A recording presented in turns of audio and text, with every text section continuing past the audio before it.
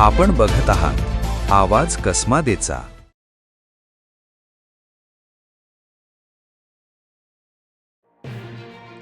Malegaon one क्षेत्रात बेकायदेशीर लाकूड साठा आणि वन नियमांचं उल्लंघन करणाऱ्यांविरोधात वन विभागानं मोठी धडक कारवाई केली आहे। नाशिक पूर्व भागाचे उपवन संरक्षक आणि मालेगाव प्रांताचे सहाय्यक वन संरक्षक यांच्या मार्गदर्शनाखाली आरा गिरण्या, सॉ मिल आणि सायझिंग युनिट्सची अचानक विशेष तपासणी करण्यात आली। या कारवाईमुळे परिसरातील अवैध लाकूड व्यावसायिकांमध्ये खळबळ उडाली आहे।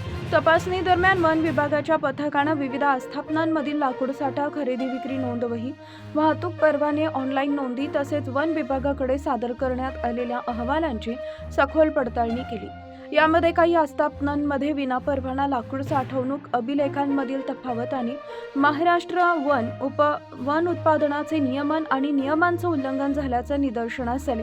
या प्रकरणी भारतीय वन अधिनियम 1927 आणि महाराष्ट्र वन नियमावली 2014 अंतर्गत एकूण 5 आरा गिरण्या आणि 10 सायझिंग धारकांविरोधात वन गुन्हे दाखल करण्यात आले।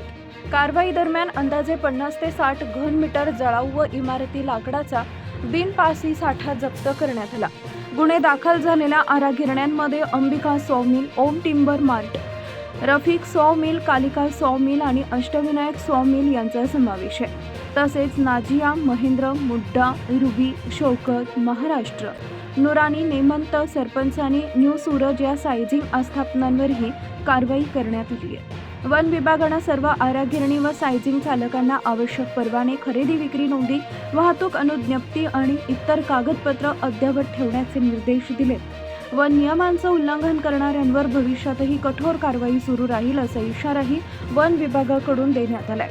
सदर कारवाई उपवन संरक्षक पूर्व भाग नाशिक व सहाय्यक वन संरक्षक मालेगाव प्रांत यांच्या नियंत्रणाखाली संबंधित वनपाल, वनरक्षक, आरा गिरणी वनरक्षक, आगार रक्षक आणि इतर वन कर्मचाऱ्यांनी संयुक्तपणे पार पाडली। या प्रकरणाचा पुढील तपास सुरू आहे।